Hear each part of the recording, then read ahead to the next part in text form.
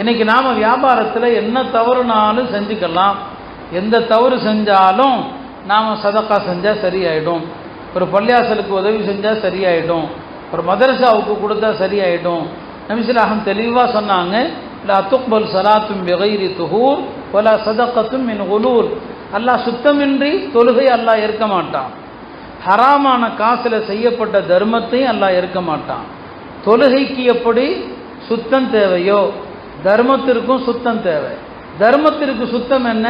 கொடுப்பவருடைய உள்ளமும் சுத்தமாக இருக்கணும், கொடுக்கிற செல்வமும் சுத்தமாக இருக்கணும். ஒரு முறை நபி ஸல்லல்லாஹு அலைஹி வஸல்லம் மகரிப் தொழுகைக்கு வேகமாக வர்றாங்க.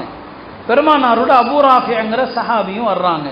ஜன்னத்துல் பக்கியா கடக்கும்போது நபி ஸல்லல்லாஹு அலைஹி வஸல்லம் திடீரென்று திரும்பி உஃபில்லக்கங்கிறான், உனக்கு நாசம் உனக்கு நாசம் அப்படிங்கிறாங்க. கூட வந்து அபூ ராஃபி பயந்துறான். யார சொல்லலாம், என்ன பார்த்து சொல்றீங்களா நாசம் நாசம்னு சொல்லி? இல்லைப்பா உன்னை பார்த்து நான் சொல்லலை.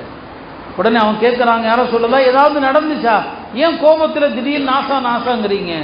சொன்னாங்க, ஒரு கபரை காட்டி, இதோ இந்த கபரில் இருக்கிறாரு, இவரை நான் ஜக்காத்து வசூலிப்பதற்காக அனுப்பியிருந்தேன். என்ற எல்லா பொருளையும் கொண்டு வந்து சேர்க்காம ஒரு போர்வை எடுத்துக்கிட்டாரு. அந்த போர்வை அவருடைய கபரில் நெருப்பாக எரிந்து கொண்டிருக்கிறதுன்னு சொன்னாங்க. பாருங்க, ஒரு போர்வை நீங்கள் பொருளாதார விஷயத்தில் ஒரு திர்ஹமோ 1,00,000 திர்ஹமோ புரியுங்களா, கலந்துட்டா நஜிசு கலந்துருச்சு, அவ்வளோதான். நஜிசு கலந்து விட்டது. அந்த செல்வத்தை கொண்டு நீங்கள் என்ன செஞ்சாலும் ஏற்றுக்கொள்ளப்படாது.